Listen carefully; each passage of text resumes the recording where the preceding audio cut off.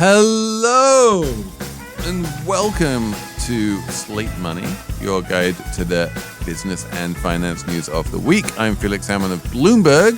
Yes, you heard that right. I have this new job if you missed it last week. I am here with Elizabeth Spires of the New York Times. Hello. I'm here with Emily Peck of Axios. Hello, hello. And we are all in New York City, which has 3.775 million homes. You will understand that number if you continue listening.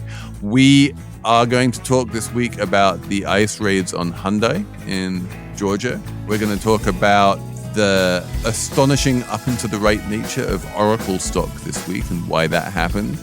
We are going to talk about JP Morgan's new headquarters. We have a Slate Plus segment on Zuckerberg versus Zuckerberg. It's a fun one this week, and it's all coming up on Slate Money. Slate Money is brought to you by Charles Schwab. Decisions made in Washington can affect your portfolio every day. But what policy changes should investors be watching?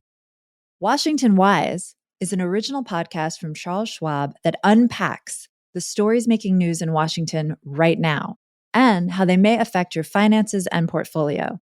Listen at schwab.com/WashingtonWise.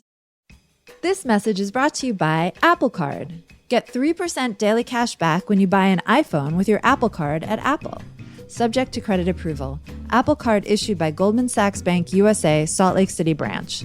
Terms and more at applecard.com. So here we are in this slightly unexpected world where the stock market and corporate America seems to have made its peace with Donald Trump, tariffs and all other manners of weirdness notwithstanding. And we had a really, really interesting example of the tensions there this week when a bunch of ICE agents marched into a multi-billion-dollar Hyundai plant, arrested most of the senior folks who were in there trying to build this multi-billion-dollar Hyundai plant, which was, a major crown jewel of Georgia's economic development, and marched them off in like handcuffs and shackles for some kind of immigration violations. And this then became, a summit level mini crisis between Korea and the United States, where the Secretary of State got very involved. The presidents of both countries got involved. Eventually, the workers were flown back on a chartered jet. And the whole thing was, on the face of it, very terrifying for any of the many countries and companies who have promised to invest billions of dollars in the United States because they don't want their employees to wind up, getting handcuffed and shackled. That's not a fun experience for anyone. And yet, despite all that, everyone was bending over backwards to say, oh no, this isn't, we'll send more workers, different workers. This doesn't derail anything. No foreign companies in Korea or anywhere else have been like, okay, this is ridiculous. We can't build in America anymore. No one has used this as a sort of, it doesn't seem to have had any sort of broader repercussions beyond, well, that was a fuck up. It's only been a week. I mean, I don't know if that's the conclusion to draw yet. Yeah, and there was a report that officials in South Korea were saying, we don't really have much incentive to keep funneling money into the U.S. if this kind of thing is going to happen. No, absolutely. I mean, that was the whole thing that the discussions were about, right? The Koreans were furious, as you would expect. And so they were shouting at Marco Rubio and anyone else who was available to be shouted at.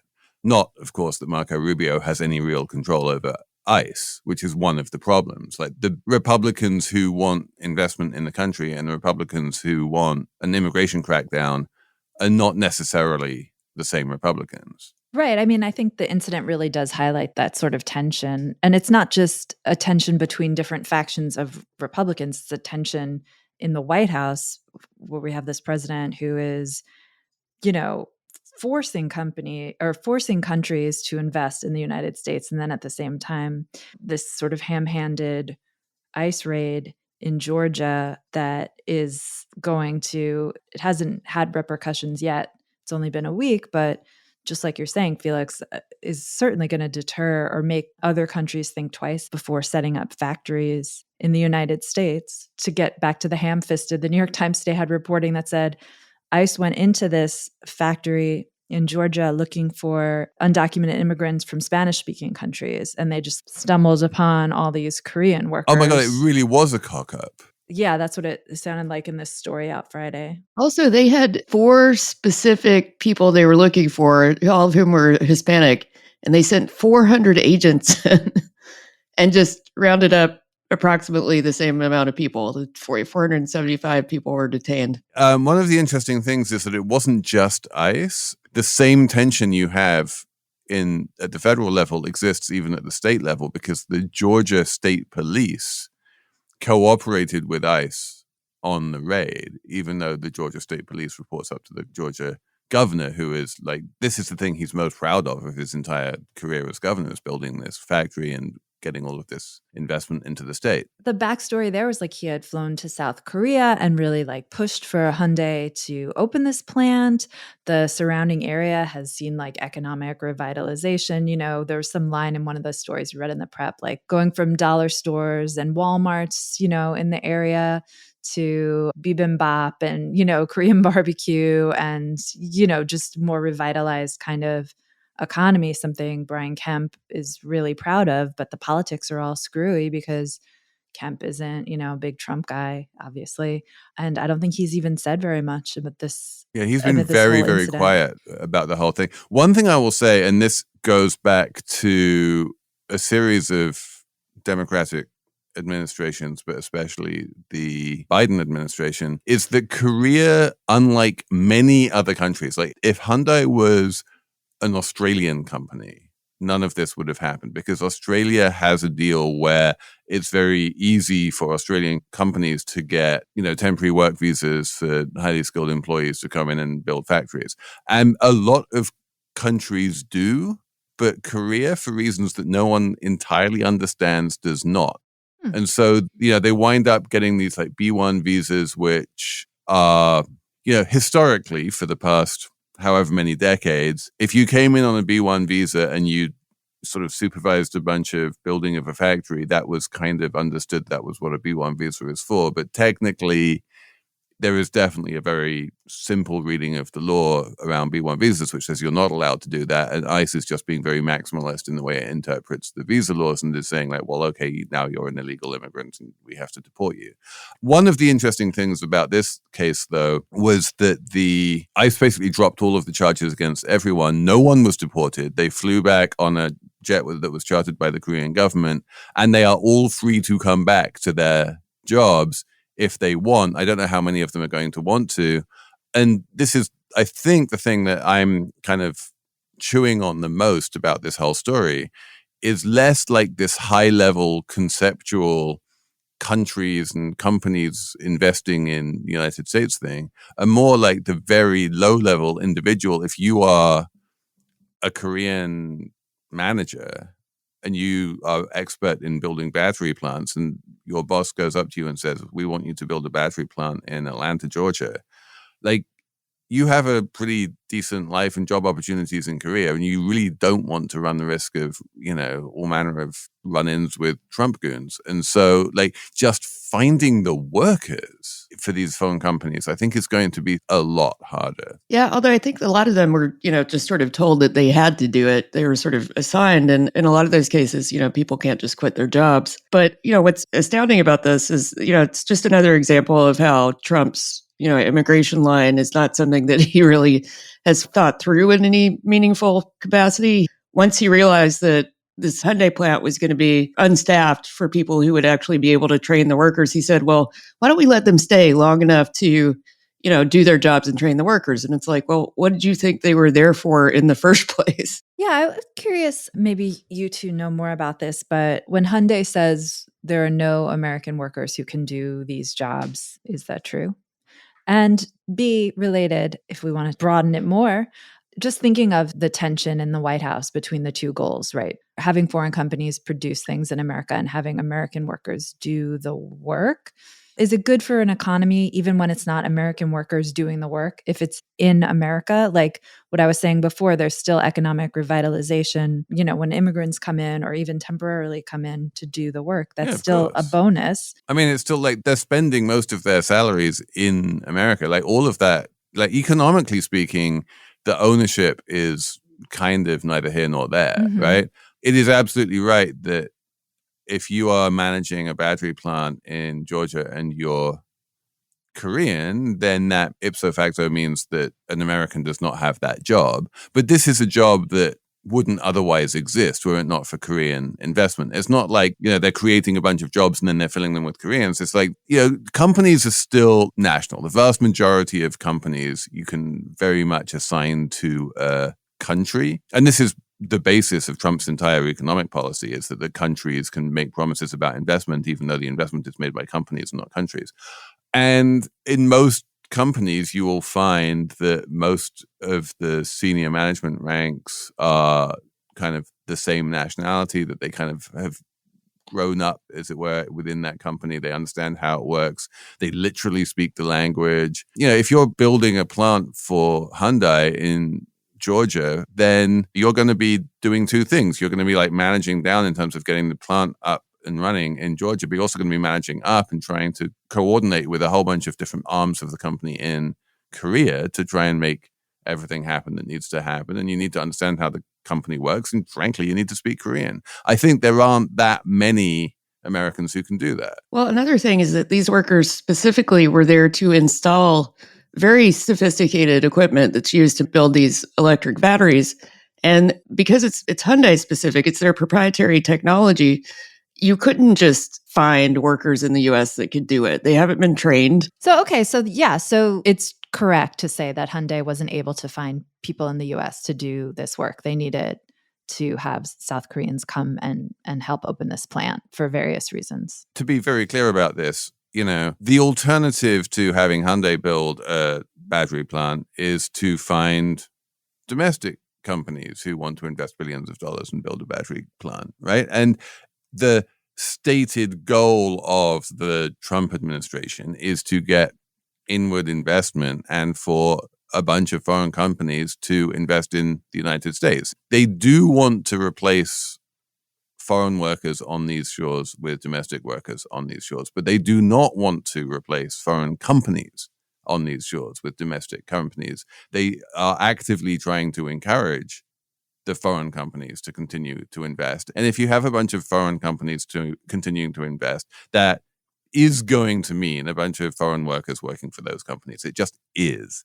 And that is a tension that is going to exist for as long as the Trumpists remain in government. When it comes to things like battery manufacturing and encouraging domestic production, the White House is not doing that because it's sort of pulled back on all those kinds of investments made by the previous administration's bizarre. Batteries are like woke coded, aren't they? Because they're electric woke rather than fossil fuels. And so therefore we don't like them anymore. And we don't like the IRA, the legislation that, put all this money into building things like battery plants and, solar plants and anything so woke as energy that's not polluting. Not wanting the planet to die.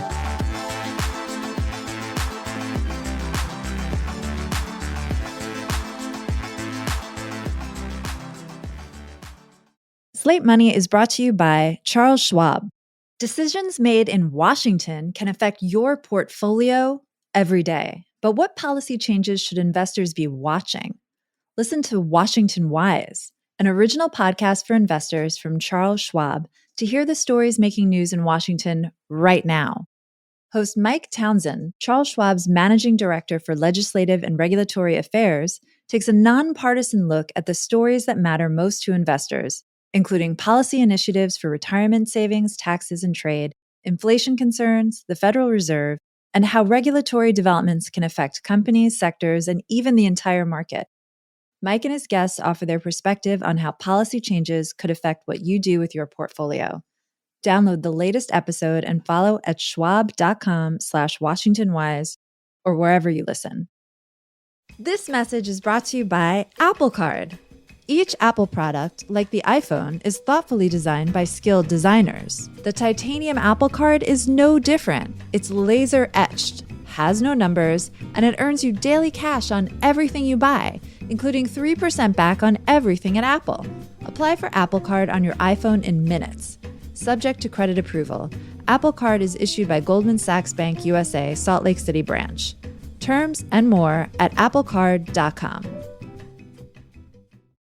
Talking of energy, I feel like we have a good segue here into the Oracle news of the week, which is that they came out with their earnings this week, and the earnings were slightly below expectations in terms of profits, but everyone completely ignored that because they said, hey, we have a whole bunch of contracts, like hundreds of billions of dollars of contracts that we have signed for future revenue for data centers in the future.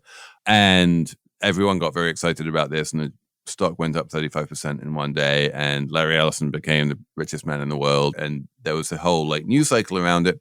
But yeah, this is definitely just a tiny part of this massive energy economy that is growing up around AI. When he's saying we're signing contracts to build data centers, what he means is we've signed a $300 billion contract with OpenAI.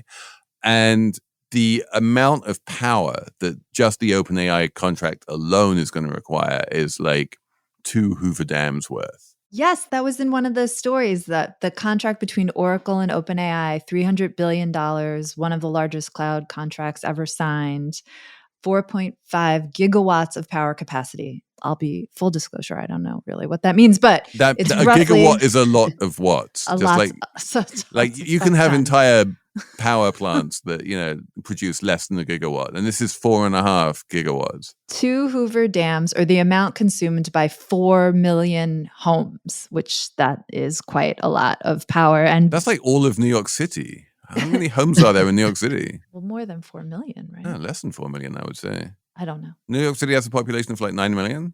So doesn't everyone live by 2.5 themselves? people per home, something like that?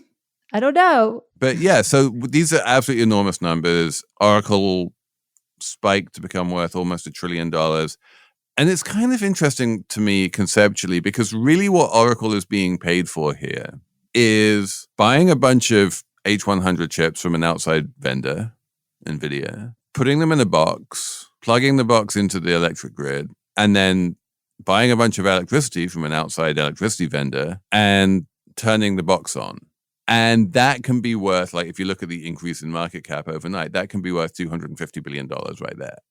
Like, somehow, what you would think would be a pretty sort of commoditized service at this point, which is putting chips in the box and turning the box on, turns out to be an incredibly either difficult and or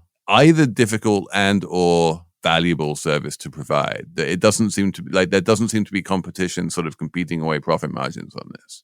I think at enormous scale, it is kind of difficult to do. It's not like buying a couple of servers off of Amazon, AWS, or some smaller service, because it's just when you're running a data center that's that big, or you have that many servers live, it's just more complicated to keep it all up and have all the redundancies that you need. But I do sort of take your point that it's not particularly complicated base level technology. And what they're doing is just kind of outsourcing everything to other companies. There's a company called Crusoe that builds data centers. Yeah, it's just plug and play, right? You go to NRJ or some utility and like, can you build me a power plant? You go to NVIDIA and say, can you sell me some chips? You go to Crusoe and say, can you, and then you just put it together. It is obviously more complicated than that.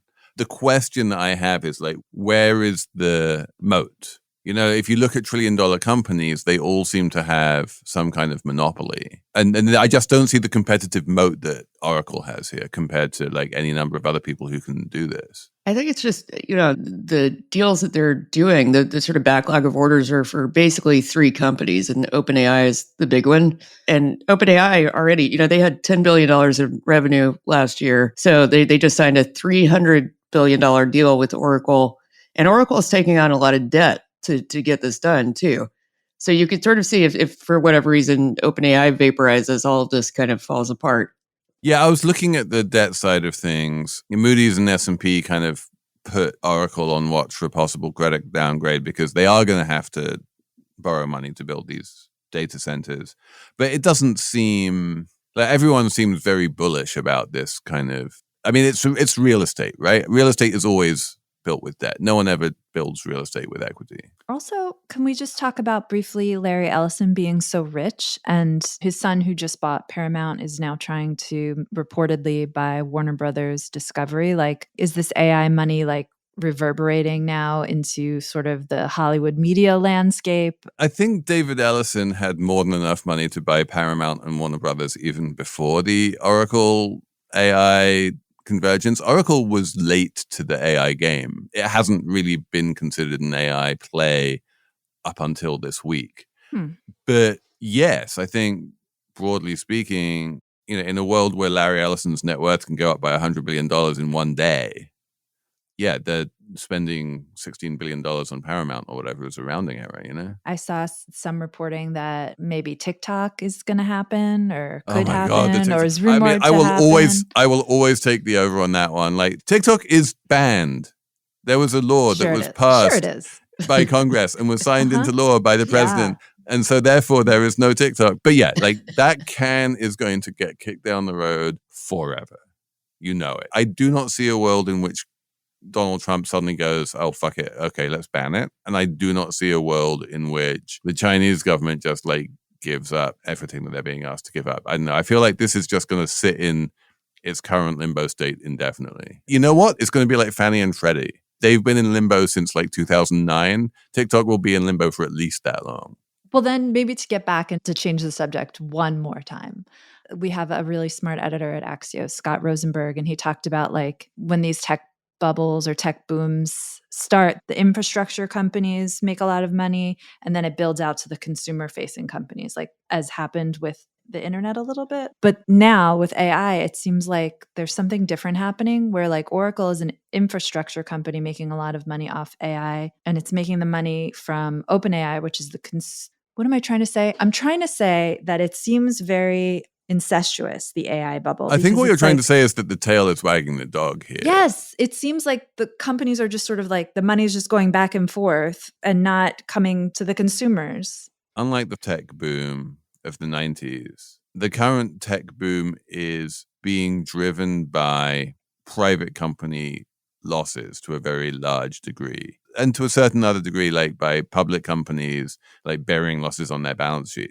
You can see this most obviously with the OpenAI burn rate. That OpenAI is just burning through astonishing numbers of billions of dollars. And Sam Altman is just like, give me another $10 billion so I can light it on fire and give it all to Oracle, and people seem to be very happy to do that. But also, how many billions of dollars has Google lost on like DeepMind over the years that is just buried somewhere in its balance sheet and you can't even see because that's not a reported figure.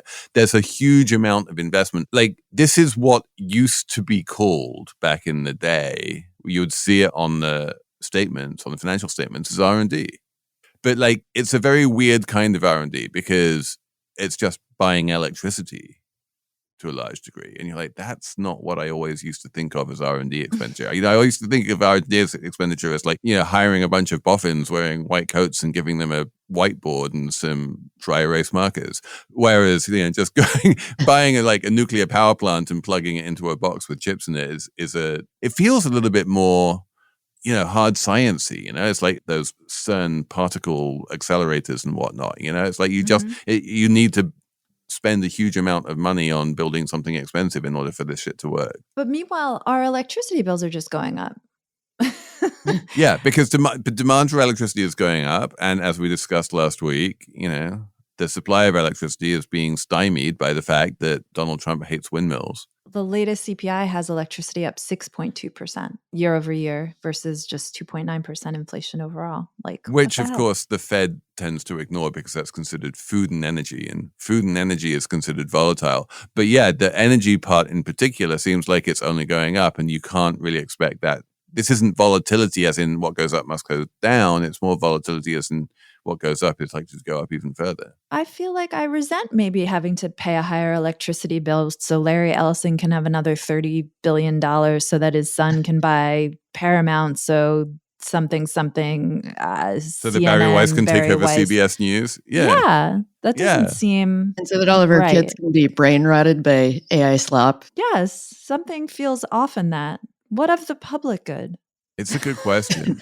No, it's a really good question. And it's super interesting as you see all of these AI companies being founded, Ilya Sutskever's new one and Anthropic and all the rest of them. And they're all sort of trying to one up each other in terms of claiming that they're the white hat good guys. And it's just not obvious how much, if any, public good any of them are actually creating. We should probably just mention, since we're on the subject of AI and money, that the OpenAI transformation into a for-profit looks like it is still on. And they seem to have agreed that they will buy off the nonprofit by basically giving it $100 billion stake in OpenAI. But what exactly the nonprofit is going to be able to do with owning a bunch of shares in OpenAI that are technically worth $100 billion remains to be seen.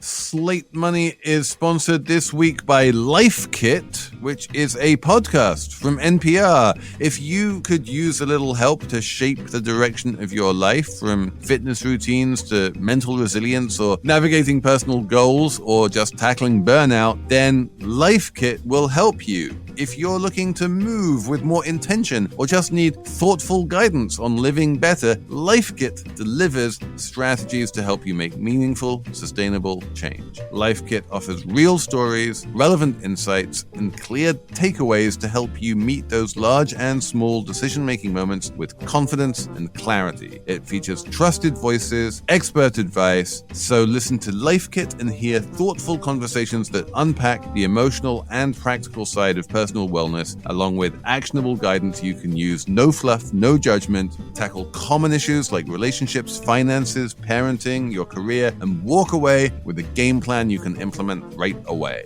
Life Kit isn't just another podcast about self-improvement. It's about understanding how to live a little better starting now. Listen to the Life Kit podcast from NPR. Slate Money is sponsored this week by Mint Mobile, which is an incredible way to get fantastic mobile phone service without paying the kind of price that you think mobile phone service ought to cost. You should be out there enjoying your life, traveling the world, getting great experiences. You should not be held back by massive wireless bills. That is why you should switch to Mint Mobile. I can tell you I've used Mint Mobile in lots of different places around the world. The service is fantastic. The cost is tiny compared to what are you paying normally if you have a classic cell phone plan, like $10 a day to roam internationally. I can tell you pay like $20 a month with Mint Mobile. It's nothing. So say bye-bye to your overpriced wireless plans, jaw-dropping monthly bills, not to mention the unexpected overages. There's never any unexpected charges with Mint. All plans come with high-speed data and unlimited talk and text. They're on the largest 5G network in America. You use your own phone. Nothing really changes. So this year, skip breaking a sweat and breaking the bank and get this new customer offer and your 3-month unlimited wireless plan for just $15 a month at mintmobile.com/slatemoney. That's mintmobile.com/slatemoney. Upfront payment of $45 required. That's $15 per month. It's a limited time new customer offer for the first 3 months only. Speeds may slow above 35 gigabytes on the unlimited plan. Taxes and fees are extra, but see Mint Mobile for details. All right, I've forgotten what segment 3 is. What's segment 3? We're talking about JP Morgan building this like monument of work palace thing right near Grand Central. So I would work there for sure. I hate this building. I'm just going to come out and say, I think this is the worst new building in New York, if not the world. It is just hulking and ugly, and I hate how it meets the ground, and I hate how it meets the sky, and I hate how it lights up at night, and I hate how it screws up the skyline.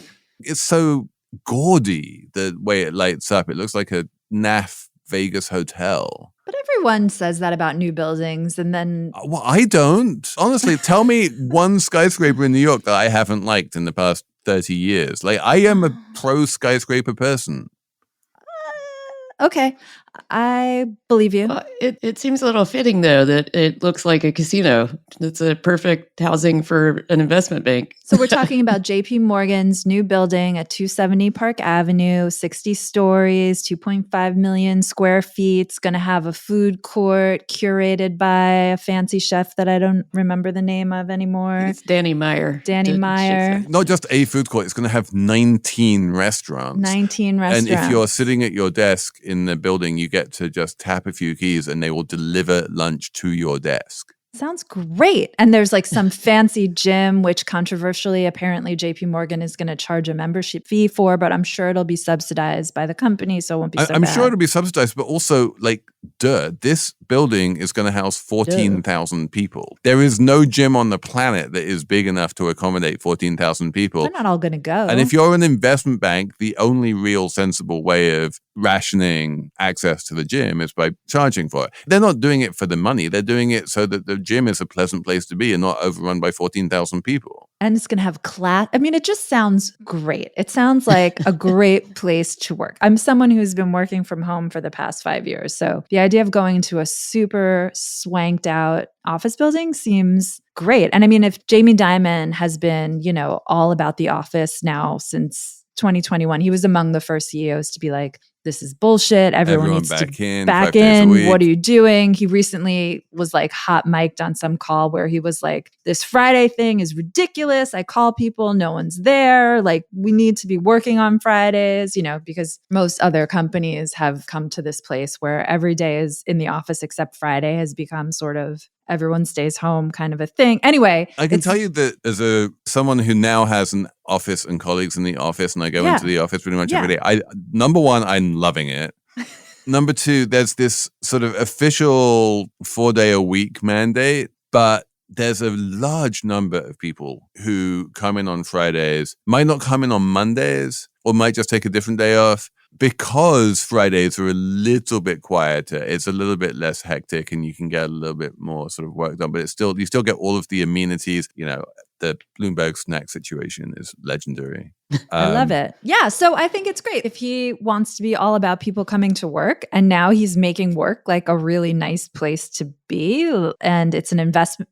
I will totally take it as read that as a place to work, once you're in the building, it's a great place to work. The ceiling heights are much higher than the old 270 Park. Nice. Part of my beef, as longtime listeners to this show might remember, is that in order to build this building, they demolished the old 270 Park with the old Union Carbide building, which was an absolutely gorgeous piece of architecture, the tallest building in the world ever designed by a woman. I really loved that building. And it went through a massive eco refit in 2011, which made it LEED platinum and was basically a completely rebuilt building. It was kind of new at that point in 2011. It seems crazy that they would then demolish it. It was the largest and tallest building in the world ever to be demolished on purpose. They just took down all of this steel, all of this embedded carbon, and replaced it with, this is like one crazy stat. The new 270 Park is shorter than the Empire State Building, has fewer square feet than the Empire State Building, but has 60% more structural steel. It has 95,000 tons of steel in that building, which is wild. What is that? So why should I be? So what? That's Why it matters? Think of every ton of steel as having a massive carbon footprint. And you're like, this is just... And they're making a bunch of green claims for this building, right? They're saying this is the first all-electric building. This is the first zero-emissions building, which is all kind of meaningless. It's like, well, we're buying green electrons to power our building, whereas the building next door has dirty electrons. Like, how can you... Like, an electron is an electron. Come on, people. So they're greenwashing what has been kind of like an environmental... catastrophe. Yes. Got it. Okay. Yeah, that seems like a fair point to make. And also JP Morgan, it's now like the biggest bank. And yeah, it used to be like there are, 4 big banks in America. It's like JP Morgan and Citibank and Wells Fargo and Bank of America. Now it's like there is one big bank in America and everyone else is competing for second place. And it's not just in America, it's in the world. JP Morgan reportedly is looking at spending another $3 billion-ish to build a massive new headquarters in London, which would immediately become, by some margin, the largest building in London. There is an old rendering from Richard Rogers, which, if it winds up looking anything like that, will look much nicer than 270 Park. But yeah, I don't have a problem with big building. I just have a problem with this big building. But I mean, there is that thing when the new big building comes to town, like a lot of critics are like, it's so ugly, I hate it. And then after like 10 years or 15 years, it becomes a crucial part of the skyline and very beloved. I just don't. I mean, I've lived in New York for almost 30 years now, and I'm thinking about all of the big buildings that have gone up over that period of time. Like just down the street from 270 Park is One Vanderbilt, the Bank of America headquarters. And when that went up, people were like, that's strange, but then there wasn't a vehement hatred towards it. Right next to 270 Park is 383 Madison, which was the old Bear Stearns headquarters. When that went up, people were like, oh, that's quite nice, actually. It has a nice little crown on top. It's a pretty building. The new 425 Park that has just opened up the road from 270 Park, which is where Citadel is, everyone loves. That is just like everyone's like, wow, this is a really fucking gorgeous building. So I don't really buy this thesis that new buildings are always hated. I think, until 9/11, the World Trade Center buildings had a lot of critics that were, persistently hated it. That was the one I was thinking of. And that, again, belies Emily's, they got built in the mid-70s, early 70s. Mm-hmm. So, even 40 years later, sentiments hadn't changed. People started liking them a little bit more in sort of retrospect once they were gone. But like the replacement, One World Trade, the David Childs one, is kind of it's not anyone's favorite building. But again, like I don't see anyone saying I hate it. All right. Well, what about this? What about this other thing that I want to say, which is that when a company builds a splashy new headquarters, as Jamie Dimon himself has said, that's time to short the stock. That is a sign of hubris, and everything's about to come crashing down. Lehman Brothers built a new building in 2002. By 2008, they were kaputs. Enron had a big fancy. Bear Stearns, famously. Bear Stearns, Time Warner, AOL, whatever that building situation was, they were out soon after. It just seems like you're really tempting fate. I mean, you're using a relatively generous definition of soon here, but like if it includes like 15 years. Whatever. I'm saying that it's tempting fate to build a big splashy headquarters and spend a lot of money often. But maybe I'm just totally wrong again, twice in a row in this conversation, but I don't think so. I definitely see a certain amount of hubris going on at JP Morgan, especially with 383 Madison, which, when it was built as Bear Stearns' headquarters, they said exactly that. They were like, this is a very hubristic headquarters for Bear Stearns. Why are they building such a great monument to themselves right next to Grand Central Station? JP Morgan has now taken 383 Madison now that it can move back into 270 Park. And it's like, we're going to completely revamp the whole thing, tear off all of the exterior cladding, replace it with glass, change the sidewalk situation. Like, it's not good enough for them. This incredibly grand and special Bear Stearns headquarters that everyone was kind of jealous of when it was built is now considered like Class B. And so it needs a major upgrade from JP Morgan. That's kind of wild. Class A is the only, like the commercial real estate sector, office buildings specifically, obviously haven't been doing very well since 2020, with the exception of Class A buildings, which have been doing well. So in that sense, it kind of makes sense. Yeah. I mean, to be clear, 383 Madison is a Class A building. It's just like, it's not A+. You got to be A+. You got to be A+ to really like make One the cash. Vanderbilt is A+. Right. That's the space where the commercial real estate sector is doing well. So maybe it's not hubris. Maybe it's just smart. It's an interesting question, right? So JP Morgan spends $3 billion or whatever it is building this new headquarters. They own it. They're paying rent to themselves. Like, it kind of lives as an asset on their balance sheet. They don't ever really want to move out. It's an interesting question. Like, if it is true that these things are in demand and increasingly valuable, if it goes up in value and no one ever hears it because they never sell it, like, maybe at some point they'll do some clever financial engineering. If it doubles in value and becomes worth $6 billion, then maybe they'll do a sale and leaseback thing with a Saudi Arabian sovereign wealth fund or something and so they could realize that gain. But it's all very theoretical, really. Plus, do office buildings sustain, like what is state of the art now in 15 years will be weird and old fashioned. And Yeah, I mean, I think 383 Madison is a really good example of that. You know, Yeah. it's what, 20 years old, and already it's considered to be out of date. And it was Right. state of the art. I mean, actually, an even better example of that is One Bryant Park, the Bank of America Mhm. building, which was super brand new and swanky not that long ago, maybe 10, 15 years ago it got built. And it was very eco-friendly at the time, and it was full of LEED gold or LEED platinum signs all over the rest of it.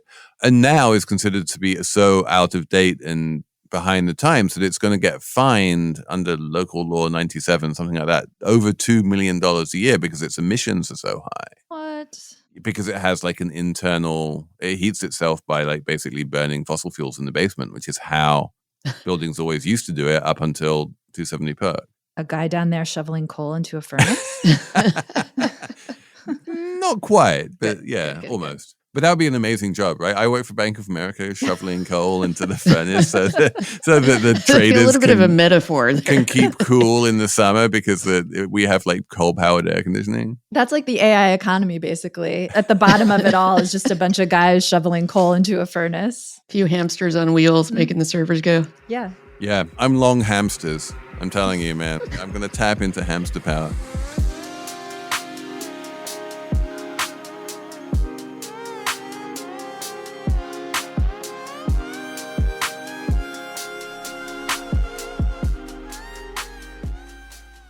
Slate Money is sponsored this week by Saks. Saks Fifth Avenue makes it easy to shop for your personal style this season. Fall is here, and there are so many new fall arrivals that you're going to want to wear again and again. There's a great new relaxed Prada blazer.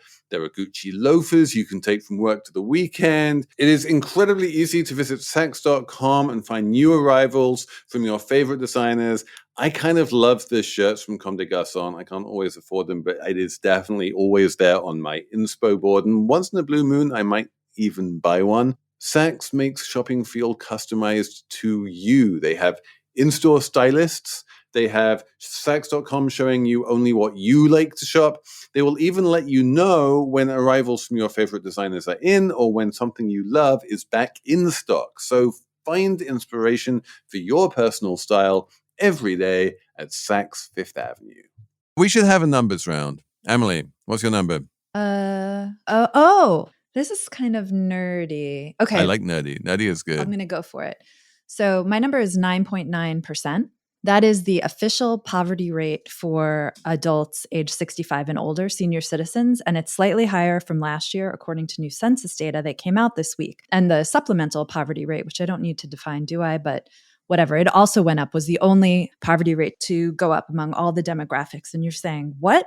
Why are the seniors so poor? Emily, what's going on with the seniors? Are they okay? You guys, they're fine. They're totally fine.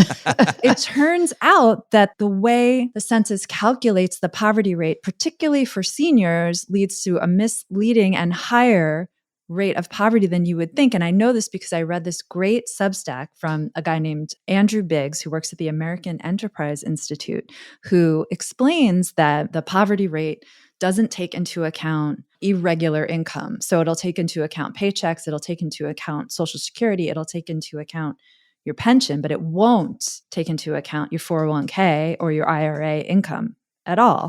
Oh, wow. So if the seniors are all increasingly relying on their 401ks and they pull out every quarter whatever they need to live on for the next quarter, none of that is counted as income, even though it is taxable. Yes. And apparently the census knows that this is a problem and there's been tracking this other kind of data, more complete set called like news or something, but it's still preliminary and behind the scenes. So they don't publish it the way they do these other numbers. Well, I'm sure that given the Trump administration's commitment to high quality national statistics, we will have that very soon.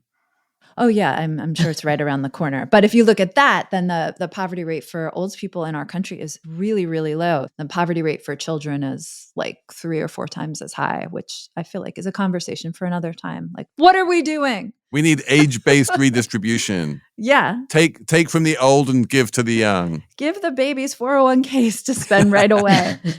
Elizabeth, what's your number? My number is 3,600, and that's dollars. And that's what you would pay for a leather workout bag from Alo Yoga, which is not really a luxury brand. They sell, $70 leggings.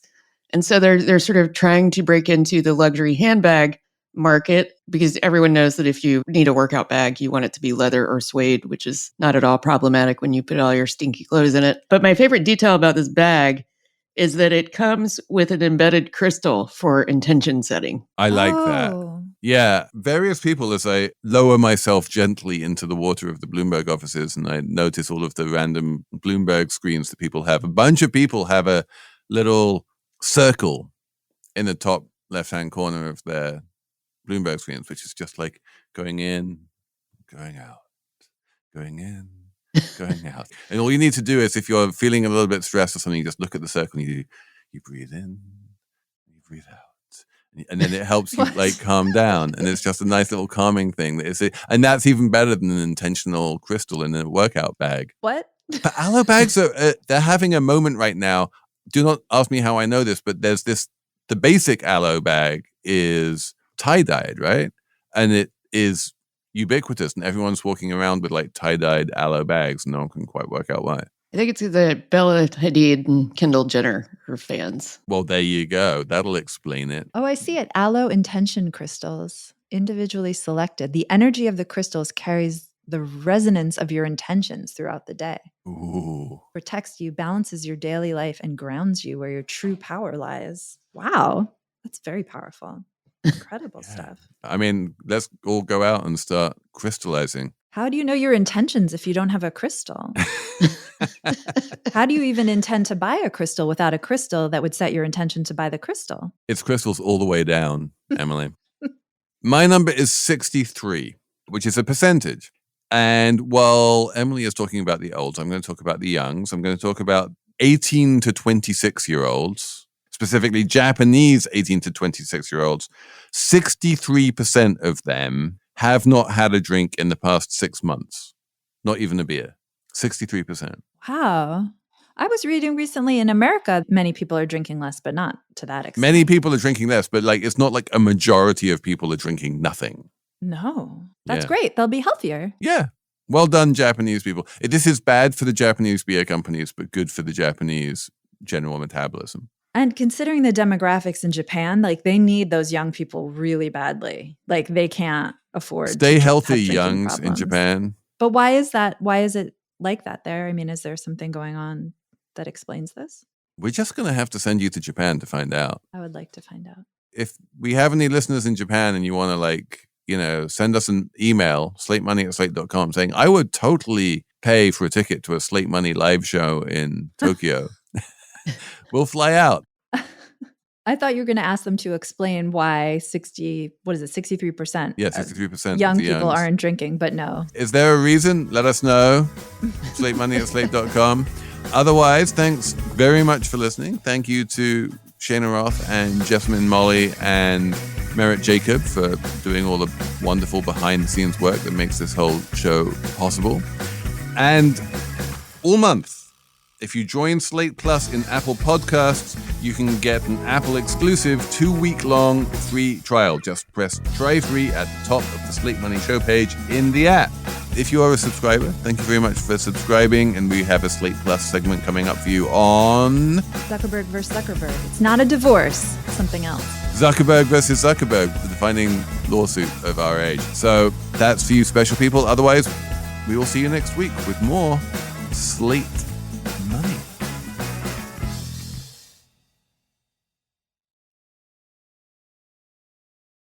Slate Money is sponsored this week by Saks. Saks Fifth Avenue makes it easy to shop for your personal style this season. Fall is here, and there are so many new fall arrivals that you're going to want to wear again and again. There's a great new relaxed Prada blazer. There are Gucci loafers you can take from work to the weekend. It is incredibly easy to visit Saks.com and find new arrivals from your favorite designers. I kind of love the shirts from Comme des Garçons. I can't always afford them, but it is definitely always there on my inspo board. And once in a blue moon, I might even buy one. Saks makes shopping feel customized to you. They have in-store stylists. They have Saks.com showing you only what you like to shop. They will even let you know when arrivals from your favorite designers are in or when something you love is back in stock. So find inspiration for your personal style every day at Saks Fifth Avenue. And Doug. Limu and I always tell you to customize your car insurance and save hundreds with Liberty Mutual. But now we want you to feel it. Cue the emu music, Limu. Save yourself money today. Increase your wealth. Customize and save, we say. That may have been too much feeling. Only pay for what you need at libertymutual.com. Liberty, liberty, liberty, liberty. Savings vary. Underwritten by Liberty Mutual Insurance Company and affiliates. Excludes Massachusetts.